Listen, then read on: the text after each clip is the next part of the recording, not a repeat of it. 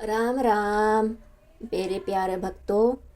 आज मैं आपको रामचरितमानस का मास पारायण 9वां विश्राम सुनाने जा रही हूँ। हे नाथ, शिव जी के धनुष को तोड़ने वाला आपका कोई एक दासी ही होगा। क्या आज्ञा है, मुझको क्यों नहीं कहते? यह सुनकर क्रोधी मुनि रिसा कर बोले, सेब को सो जो करी सेवकाई, अरी करनी करी करी लड़ाई। सुनो राम जेहि शिव धनु तोरा, सहज बाहु सम सो रिपु मोरा। इसका तात्पर्य है, सेवक वह है जो सेवा का काम करे। शत्रु का काम करके तो लड़ाई ही करनी हो चाहिए। हे राम सुनो, जिसने शिव जी के धनुष को तोड़ा है वह सहस्त्र बाहु के समान मेरा शत्रु है। वह इस समाज को छोड़कर अलग हो जाए, नहीं तो सभी राजा मारे जाएंगे। मुनि के वचन सुनकर लक्ष्मण जी मुस्कुराए और परशुराम जी का अपमान करते हुए बोले, हे गोसाई, लड़कपन में हमने बहुत सी धनुआइयाँ तोड़ डाली, किंतु आपने ऐसा क्रोध कभी नहीं किया। इसी मनुष्य पर इतनी ममता किस कारण से है? यह सुनकर भृगु वंश की ध्वजा स्वरूप परशुराम जी कुपित होकर कहने लगे, रे नृप बालक, ताल बस बोलत तो ही ना संभार। धनु धनु आही शम त्रिपुरारी, बंधनु विदित सकल संसार। इसका तात्पर्य है, अरे राजपुत्र, काल के बस होने से तुझे बोलने में कुछ भी होश नहीं है। सारे संसार में विख्यात शिवजी का यह धनुष क्या धनुहीन के समान है। लखन कहाँ हंसी हमरे जाना, सुनहु देख सब धनुष समाना। का छाती लाभू जून धनु तोरे, देखा राम राम नयन के भौरे। इसका तात्पर्य है, लक्ष्मण जी ने हंसकर कहा, हे देव सुनिए, हमारे जान में तो सभी धनुष एक से ही है। पुराने धनुष के तोड़ने में क्या हानि लाभ? श्री रामचंद्र जी ने तो इसी नवीन के धोखे से देखा था। छुअत टूट रघुपति हूँ, ना धोषु मुनि बीनु काज करिय कत रोषु। बोले चिताई परसु की ओरा, रे सठ सुने ही सुभाऊ ना मोरा। फिर या तो छूते ही टूट गया, इससे रघुनाथ जी का भी कोई दोष नहीं है। मुनि, आप बिना ही कारण किस लिए क्रोध करते हैं? परशुराम जी अपने फरसे की ओर देखकर बोले, अरे दुष्ट, तूने मेरा स्वभाव नहीं देखा, नहीं सुना।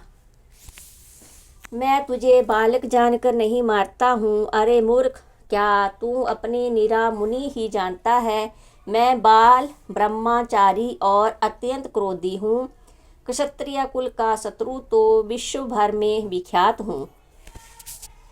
भुजबल भूमि भूप बिनु कीनी, विपुल बार मही देव दीनी। सहज बाहु भुज छेद निहारा, परशु बिलोकु महिप कुमारा।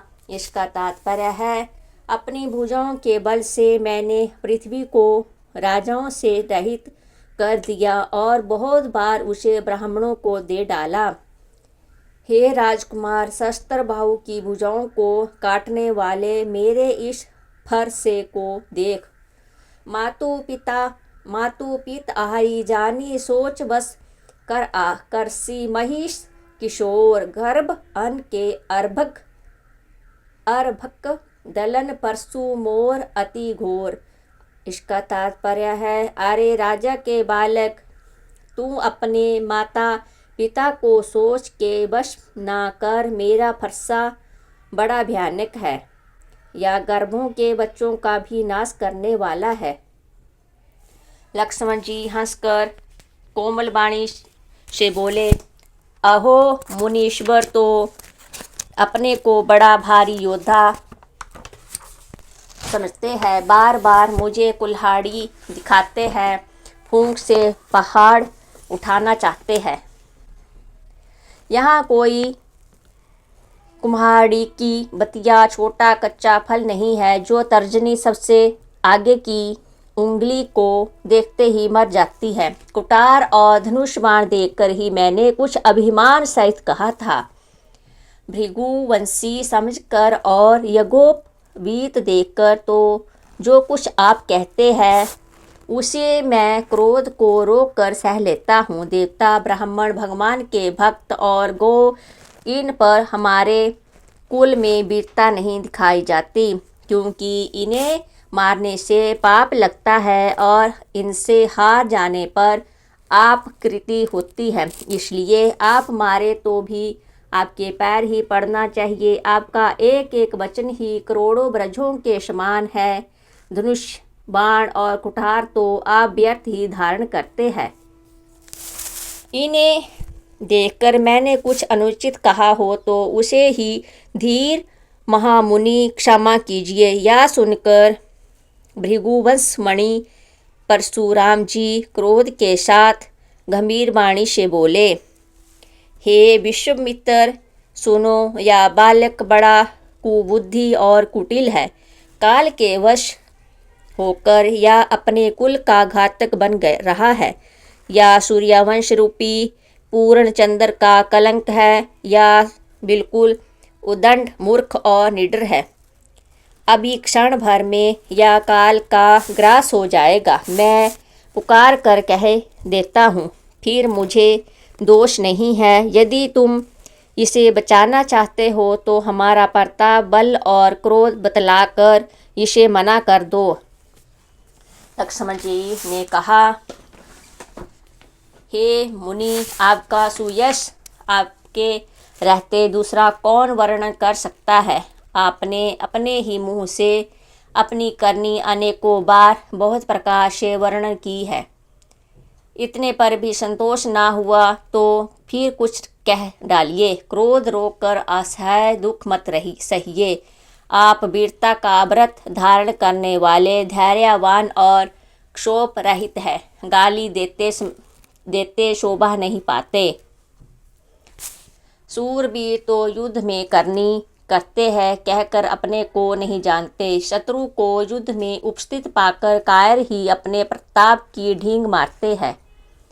आप तो मानो काल को होंक लगाकर बार बार उसे मेरे लिए बुलाते हैं। लक्ष्मण जी कठोर वचन सुनते ही परशुराम जी ने अपने भयानक फर से को सुधार कर हाथ में ले लिया और बोले, अब लोग मुझे दोष ना दें। यह कड़वा बोलने वाला बालक मारे जाने के ही योग्य है।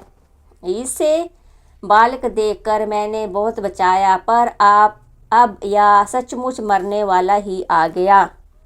विश्वामित्र जी ने कहा, अपराध क्षमा कीजिए। बालकों के दोष और गुणों को साधु लोग नहीं गिनते। तीखी धारण कुठार है। मैं दया रहित और क्रोधी और या गुरु द्रोणी और अपराधी मेरे सामने उत्तर देत छोड़ूं बिनु मारे। केवल कौशिक शील तुम्हारे, ना त एही काटी कुटार कठोरे।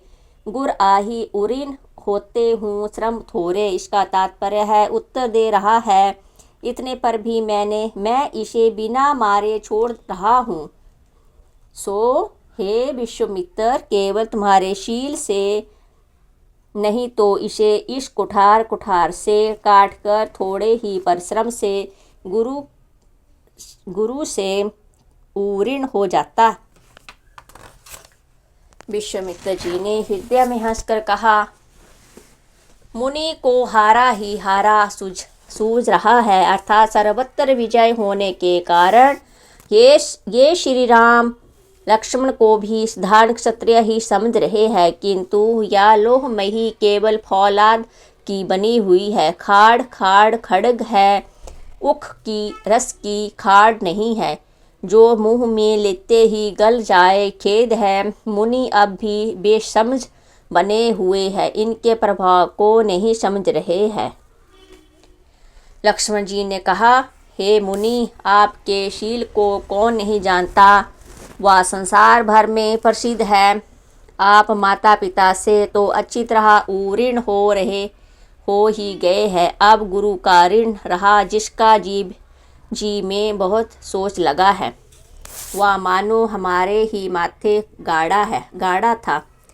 बहुत दिन बीत गए, इससे ब्याज भी बहुत बढ़ गया होगा। अब किसी हिसाब करने वाले को बुला लाइए तो मैं तुरंत थैली खोल दे दूं। लक्ष्मण जी के कड़वे वचन सुनकर परशुराम जी ने कुठार संभाला। सारी सभा हाय हाय करके पुकार उठी, हे भृगु श्रेष्ठ, आप मुझे फरसा दिखा रहे हैं, पर हे राजाओं के शत्रु, मैं ब्राह्मण समझकर बचा रहा हूँ। आपको कभी रणधीर बलवान वीर नहीं मिले। हे ब्राह्मण देवता, आप घर ही में बड़े हैं, यह सुनकर अनुचित है कहकर सब लोग पुकार उठे। तब श्री रघुनाथ जी ने इशारे से लक्ष्मण जी को रोक दिया। लक्ष्मण जी के उत्तर से जो आहुति के समान थे, परशुराम जी के क्रोध रूपी अग्नि को बढ़ते देखकर रघुकुल के सूर्या श्री रामचंद्र जी जल के समान वचन बोले, हे नाथ, बालक पर कृपा कीजिए। इस सीधे और दूध मुँहे बच्चे पर क्रोध ना कीजिए। यदि यह प्रभु का कुछ भी प्रभाव जानता है तो क्या बेसमझ आपकी बराबरी करता। बालक यदि कुछ चपलता भी करते हैं तो गुरु, पिता और माता मन में आनंद से भर जाते हैं। अतः इसे छोटा बच्चा और सेवक जानकर कृपा कीजिए। आप तो समदर्शी, सुशील, धीर और ज्ञानी मुनि हैं। श्री रामचंद्र जी के वचन सुनकर वो कुछ ठंडे पड़े। इतने में लक्ष्मण जी कुछ कहकर फिर मुस्कुरा दिए। उनको हंसते देखकर परशुराम जी के नख से शिखा तक क्रोध छा गया। उन्होंने कहा, हे राम, तेरा भाई बड़ा पापी है। यह शरीर गोरा पर हृदय का बड़ा काला है। यह विषमुख है, दूध मुँहा नहीं, स्वभाव से ही टेढ़ा है, तेरा अनुसरण नहीं करता। या नीच मुझे काल के समान नहीं देखता। लक्ष्मण जी ने हंसकर कहा, हे मुनि सुनिए, क्रोध पाप का मूल है, जिसके वश में होकर मनुष्य अनुचित कर्म पर बैठते हैं और विश्व भर के प्रतिकूल चलते हैं। हे मुनिराज, मैं आपका दास हूँ, अब क्रोध त्याग कर दया कीजिए। टूटा हुआ धनुष क्रोध करने से जुड़ नहीं जाएगा। खड़े खड़े पैर दुखने लगे होंगे, बैठ जाइए। यदि धनुष अत्यंत ही प्रिय हो तो कोई उपाय किया जाए और किसी बड़े गुणी को बुलाकर जुड़ा दिया जाए। लक्ष्मण जी के बोलने से जनक जी डर जाते हैं और कहते हैं, बस चुप रहिए, अनुचित बोलना अच्छा नहीं। जनकपुर के स्त्री पुरुष थर थर कांप रहे हैं। छोटा कुमार बड़ा ही खोटा है। लक्ष्मण जी की निर्भय वाणी सुनकर परशुराम जी का शरीर क्रोध से जला जा रहा है और उनके बल की हानि हो रही है। तब श्री रामचंद्र जी पर एहसान जानकर परशुराम जी बोले, तेरा छोटा भाई समझकर मैं इसे बचा रहा हूँ। या मन का मैला और शरीर का कैसा सुंदर है, जैसे विष के रस से भरा हुआ सोने का घड़ा। यह सुनकर लक्ष्मण जी फिर हंसे। तब श्री रामचंद्र जी ने तिरछी नज़र से उनकी ओर देखा, जिससे लक्ष्मण जी कुचा कर विपरीत बोलना छोड़कर गुरु जी के पास चले गए। श्री रामचंद्र जी दोनों हाथ जोड़कर अत्यंत विनय के साथ कोमल और शीतल वाणी बोले, हे नाथ सुनिए, आप तो स्वभाव से ही सुजान हैं। आप बालक के वचन पर कान ना कीजिए। बैरी और बालक का एक स्वभाव है। संत जन इन्हें कभी दोष नहीं देते। फिर उनसे तो कुछ काम भी नहीं बिगाड़ा है। हे नाथ, आपका अपराधी तो मैं हूँ, अतः हे स्वामी, कृपा क्रोध बद और बंधन जो कुछ करना हो दास की तरह मुझ पर कीजिए। जिस प्रकार से शीघ्र आपका क्रोध दूर हो, हे मुनिराज बतलाइए, मैं वही उपाय करूं। मुनि ने कहा, हे राम, क्रोध कैसे जाए? अब भी तेरा छोटा भाई टेढ़ा ही ताक रहा है। इसकी गर्दन पर मैंने कुठार न चलाया तो क्रोध करके किया ही क्या? मेरे जिस कुठार की घोर करनी सुनकर राजाओं की स्त्रियों के गर्भ गिर पड़ते हैं, उसी फर के रहते मैं इस शत्रु राजपुत्र को जीवित देख रहा हूँ। हाथ चलता नहीं, क्रोध से छाती जली जाती है। राजाओं का घातक या कुठार भी कुठित हो गया, विधाता विपरीत हो गया। इससे मेरा स्वभाव बदल गया, नहीं तो भला मेरे हृदय में किसी समय भी कृपा कैसी? आज दया मुझे यह दुख सह रही है। यह सुनकर लक्ष्मण जी ने मुस्कुराकर सिर नवाया। आपकी कृपा रूपी वायु भी आपकी मूर्ति के अनुकूल ही है। वचन बोलते हैं मानो फूल झड़ रहे हैं। हे मुनि, यदि कृपा करने से आपका शरीर जला जाता है तो क्रोध होने पर तो शरीर की रक्षा विधाता ही करेंगे। हे जनक, देख, यह मूर्ख बालक हट करके यमपुरी में घर करना चाहता है। इसको शीघ्र ही आँखों की ओट क्यों नहीं करते? या राजपुत्र देखने में छोटा है पर है बड़ा खोटा। लक्ष्मण जी ने कहा, हंसकर मन ही मन कहा, आँख मूंद लेने पर कहीं कोई नहीं है। तब परशुराम जी हृदय में अत्यंत क्रोध भरकर श्री राम जी से बोले, अरे सठ, तू शिव जी का धनुष तोड़कर उल्टा हम ही को ज्ञान सिखाता है। तेरा यह भाई तेरी ही संपत्ति से कटु वचन बोलता है और तू छल से हाथ जोड़कर विनय करता है। या तो युद्ध में मेरा संतोष कर, नहीं तो राम कहलाना छोड़ दे। अरे शिवद्रोही, छल त्याग कर मुझसे युद्ध कर, नहीं तो भाई शायद तुझे मार डालूंगा। इस प्रकार परशुराम जी कुठार उठाए बक रहे हैं और श्री रामचंद्र जी सिर झुकाए मन ही मन मुस्कुरा रहे हैं। गुनाह तो लक्ष्मण का और क्रोध मुझ पर करते हैं। कहीं कहीं सीधेपन में भी बड़ा दोष होता है। टेढ़ा जानकर सब लोग किसी की भी वंदना करते हैं। टेढ़े चंद्रमा को राहु भी नहीं ग्रसता। श्री रामचंद्र जी ने कहा, हे मुनीश्वर, क्रोध छोड़िए। आपके हाथ में कुठार है और मेरा सिर आगे है। जिस प्रकार आपका क्रोध जाया, हे स्वामी, वही कीजिए। मुझे अपना अनुचर जानिए। स्वामी और सेवक में युद्ध कैसा? हे ब्राह्मण श्रेष्ठ, क्रोध का त्याग कीजिए। आपका वेश देखकर ही बालक ने कुछ कह डाला था, वास्तव में उसका भी कोई दोष नहीं है। आपको कुठार, बाण और धनुष धारण किए देखकर और वीर समझकर बालक को क्रोध आ गया। वह अपना नाम तो जानता था पर उसने आपको पहचाना नहीं। अपने वंश के स्वभाव के अनुसार उसने उत्तर दिया, यदि आप मुनि की तरह आते हैं तो हे स्वामी, बालक आपके चरणों की धूलि सिर पर रखता। अनजाने की भूल को क्षमा कर दीजिए। ब्राह्मणों के हृदय में बहुत अधिक दया होनी चाहिए। हे नाथ, हमारी और आपकी बराबरी कैसी?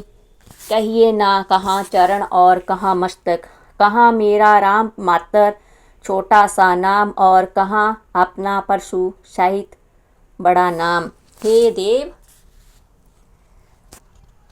हमारे तो एक ही गुण धनुष है और आपके परम पवित्र 9 गुण है। हम तो सब प्रकार से आपसे हारे हैं। हे विनम्र, हमारे अपराधों को क्षमा कीजिए। श्री रामचंद्र जी ने परशुराम जी को बार बार मुनि और विप्रवर कहा। तब भृगुपति कुपित होकर बोले, तुम भी अपने भाइयों के समान ही टेढ़ा है। तू मुझे निरा ब्राह्मण ही समझता है। मैं जैसा विप्र हूँ तुझे सुनाता हूँ। धनुष को स्त्रुबा, बाण को आहुति और मेरे क्रोध को अत्यंत भयंकर अग्नि जान। चतुरंगिनी सेना, सुंदर समिधाएं हैं। बड़े बड़े राजा उसमें आकर बलि के पशु हुए हैं, जिनको मैंने इसी फर्श से काट कर बलि दिया है। ऐसे करोड़ों जप युक्त रण यज्ञ मैंने किए हैं। मेरा प्रभाव तुझे मालूम नहीं है। इसी से तू ब्राह्मण के धोखे मेरा निरादर करके बोल रहा है। धनुष तोड़ डाला, इससे तेरा घमंड बहुत बढ़ गया है। ऐसा अहंकार मैंने संसार को जीत कर खड़ा है। श्री रामचंद्र जी ने कहा, हे मुनि, विचार कर बोलिए। आपका क्रोध बहुत बड़ा है और मेरी भूल बहुत छोटी है। पुराना धनुष था, छूते ही टूट गया। मैं किस कारण अभिमान करूं? हे भृगुनाथ, यदि हम सचमुच ब्राह्मण कहकर निरादर करते हैं तो यह सत्य सुनिए। फिर संसार में ऐसा कौन योद्धा है जिसे हम डर के मारे मस्तक नवाएं? देवता, दैत्य, राजा या और बहुत से योद्धा है। वो चाहे बल में हमारे बराबर हो, चाहे अधिक बलवान हो। यदि रण में कोई हमें भी ललकारे तो हम उससे सुखपूर्वक लड़ेंगे, चाहे काल ही क्यों ना हो। क्षत्रिय का शरीर धरकर जो युद्ध में डर गया, उस नीच ने अपने कुल पर कलंक लगा दिया। मैं स्वभाव से ही कहता हूँ, कुल की प्रशंसा करके नहीं, कि रघुवंशी रण में काल भी नहीं डरते। ब्राह्मण वंश की ऐसी ही प्रभुता है कि जो आपसे डरता है वह सबसे निर्भय हो जाता है। श्री रघुनाथ जी के कोमल और रहस्यपूर्ण वचन सुनकर परशुराम जी की बुद्धि के पर्दे खुल गए। हे राम, हे लक्ष्मीपति, धनुष को हाथ में लीजिए और इसे खींचिए, जिससे मेरा संदेह मिट जाए। परशुराम जी धनुष देने लगे, तब वह उसकी आप ही चला गया। तब परशुराम जी के मन में बड़ा आश्चर्य हुआ। तब उन्होंने श्री राम जी का प्रभाव जाना। उनका शरीर पुलकित और प्रफुल्लित हो गया। वो हाथ जोड़कर वचन बोले, प्रेम उनके हृदय में समाता ना था। हे रघुकुल रूपी कमल वन के सूर्या, हे राक्षसों के कुल रूपी घने जंगल को जलाने वाले अग्नि, आपकी जय हो। हे देवता, ब्राह्मण, गौ का हित करने वाले, आपकी जय हो। हे मंद, मोह, क्रोध और भ्रम के हरने वाले, आपकी जय हो। हे विनयशील, कृपा आदि गुणों के समुद्र और वचनों की रचना में अत्यंत चतुर, आपकी जय हो। हे सेवकों को सुख देने वाले, सब अंगों से सुंदर और शरीर में करोड़ों कामदेवों की छवि धारण करने वाले, आपकी जय हो। मैं एक मुख से आपकी क्या प्रशंसा करूं। हे महादेव जी के मन रूपी मान सरोवर के हंस, आपकी जय हो। मैंने अनजान में आपको बहुत से अनुचित वचन कहे। हे क्षमा के मंदिर दोनों भाई, मुझे क्षमा कीजिए। हे रघुकुल के पातका स्वरूप श्री रामचंद्र जी, आपकी जय हो, जय हो, जय हो। ऐसा कहकर परशुराम जी तप के लिए वन को चले गए। दुष्ट राजा लोग बिना ही कारण के डर गए। वो कायर चुपके से जहाँ तहाँ भाग गए। देवताओं ने नगाड़े बजाए, वो प्रभु के ऊपर फूल बरसाने लगे। जनकपुर के स्त्री पुरुष सब हर्षित हो गए। उनका मोह में शूल मिट गया। खूब जोर से बाजे बजने लगे। सभी ने मनोहर मंगल साज सजे सुंदर मुख और सुंदर नेत्रों वाली तथा कोयल के समान मधुर बोलने वाली स्त्रियां झुंड की झुंड मिलकर सुंदर गान करने लगी। जनक जी के सुख का वर्णन नहीं किया जा सकता। मानो जन्म का दरिद्री धन का खजाना पा गया हो। सीता जी का भय जाता रहा। वो ऐसी सुखी और हुई जैसे चंद्रमा के उदय होने से चकोर की कन्या सुखी होती है। जनक जी ने विश्वामित्र जी को प्रणाम किया। प्रभुहीन की कृपा से श्री रामचंद्र जी ने धनुष तोड़ा। दोनों भाइयों ने मुझे कृतार्थ कर दिया। हे स्वामी, अब तो उचित हो सो कहिए। मुनि ने कहा, हे चतुर नरेश, सुनो, यूं तो विवाह धनुष के अधीन था। धनुष के टूटते ही विवाह हो गया। देवता, मनुष्य और नाग सब किसी को भी मालूम है। तथापि कुछ तुम जाकर अपने कुल का जैसा व्यवहार हो, ब्राह्मणों कुल के बूढ़ों और गुरुओं से पूछकर और वेदों में वर्णित जैसा आचार हो वैसा करो। जाकर अयोध्या को दूत भेजो जो राजा दशरथ को बुला लावे। राजा ने प्रसन्न होकर कहा, हे कृपालु, बहुत अच्छा, और उसी समय दूतों को बुलाकर भेज दिया। फिर वह महाजनों को बुलाया और सबने आकर राजा को आदर पूर्वक सिर नवाया। बाजार, रास्ते, घर, देवालय और सारे नगर को चारों ओर से सजाओ। महाराज प्रसन्न होकर चले और अपने अपने घर आए। फिर राजा ने नौकरों को बुला भेजा, विचित्र मंडप सजाकर तैयार करो। या सुनकर वो सब राजा के वचन सिर पर धरकर और सुख पाकर चले। उन्होंने अनेक कारीगरों को बुलावा भेजा जो मंडप बनाने में कुशल और चतुर थे। उन्होंने ब्रह्मा की वंदना करके कार्य आरंभ किया। सोने के केले के खंबे बनाए, हरी हरी मणियों के पत्ते और फल बनाए, रांग मणियों के फूल बनाए। मंडप की अत्यंत विचित्र रचना देखकर ब्रह्मा का मन भी भूल गया। बांस सब हरी हरी मणियों के सीधे और गांठों से युक्त ऐसे बनाए जो पहचाने नहीं जाते थे। सोने की सुंदर नागवेली बनाई जो पतों सहित ऐसी भली मालूम होती थी कि पहचानी नहीं जाती थी। उसी नागवेली के रचित और पचिकारी करके बंधन बनाए। बीच बीच में मोतियों की सुंदर झालरें हैं। मणिक, पन्ने, हीरे और फिरोजे इन रत्नों को कोर कर और पचिकारी करके इनके कमल बनाए। भौरे और बहुत रंगों के पक्षी बनाए और हवा के सहारे गूंजते और कूचते थे। खंभों पर देवताओं की मूर्तियां गढ़कर निकाली जो सब मंगल द्रव्य लिए खड़ी थी।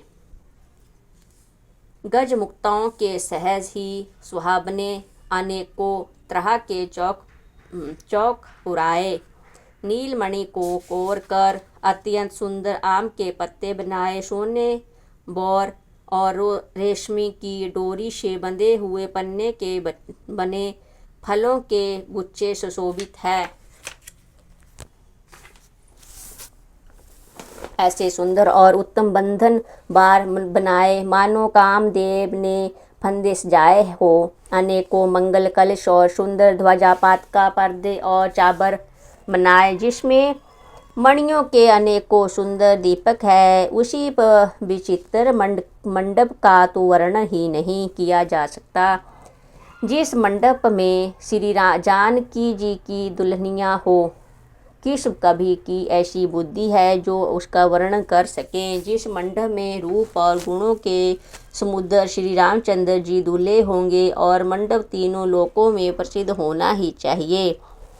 जनक जी की महल की जैसी शोभा है वैसी ही शोभा नगर के प्रत्येक घर की दिखाई देती है। उस समय जिसने तिरहुत को देखा, उसे 14 भूपक तुच्छ जान पड़े। जनकपुर में नीच के घर भी उस समय जो संपदा सुशोभित थी, उसे देखकर इंद्र भी मोहित हो जाता था।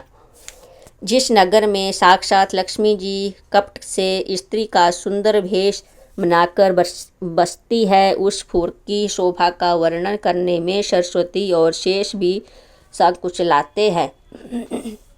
जनक जी के सुदूत श्री रामचंद्र जी की पवित्र पुरी अयोध्या में पहुँचे। सुंदर नगर देखकर वो हर्षित हुए।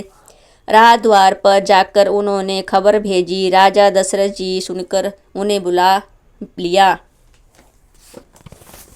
दूतों ने प्रणाम करके चिट्ठी दी। प्रसन्न होकर राजा ने स्वयं उठकर उसे लिया। चिट्ठी बाजते समय उनको नेत्रों में जल छा गया, शरीर पुलकित हो गया और छाती भर आई। जय श्री राम। आगे की कथा कल सुनिए।